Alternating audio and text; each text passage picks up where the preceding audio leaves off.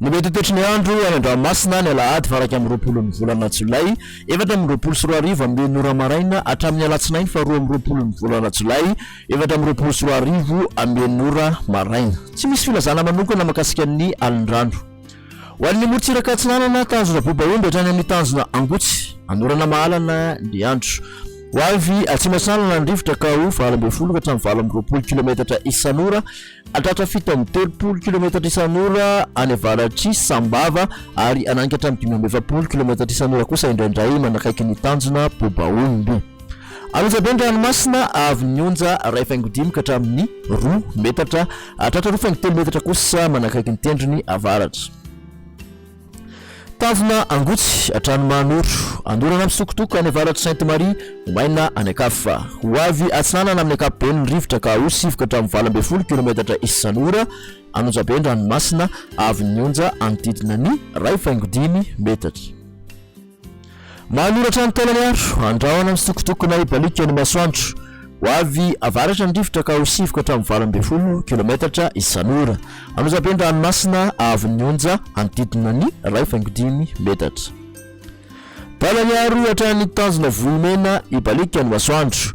Ho avy atsimo ny rivotra ka ho 7 ka hatramin'ny 20 km isan'ora, ho avy atsinanana ny farany fepitaona ka ho 7 km isan'ora.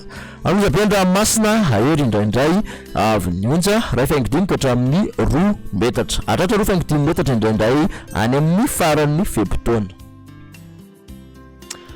Morontsiraka andrefana tanjona Vohimena hatrany amin'ny tanjona Akaboa Ibalika ny masoandro. Ho avy atsimasanana ny rivotra ka ho 7 ka hatramin'ny 20 km isan'ora, atratra 20 km isan'ora indraindray any avaratry Toliara. Adiny mpanonjana ny andrabe ny ranomasina avy nionja 1 ka hatramin'ny 1.5 metatra. Tanjona Akaboa hatrany amin'ny tanjona Vilanandro Ibalika ny masoandro. Ho avy atsimo ny rivotra ka ho 7 ka hatramin'ny 20 km isan'ora, adiny mpanonjana ny ranomasina avy nionja 1.5 ka hatramin'ny 1 metatra. Tanjona Vilanandro hatrany Analalava Ibalika ny masoandro. Ho avy atsimatsinanana ny rivotra ny maraina ka ho 7 ka hatramin'ny 20 km isan'ora, ho avy andrefana kosa ny tolakandro ka ho 7 ka hatramin'ny 20 km isan'ora. Ho toy ny ranomasina avy nionja ho latsaky ny 1.5 metatra. Analalava hatrany amin'ny tanjona Bobaomby Ibalika ny masoandro. Ho avy atsimatsinanana ny rivotra ka ho 20 ka hatramin'ny 7 km isan'ora manakaiky ny tanjona Bobaomby.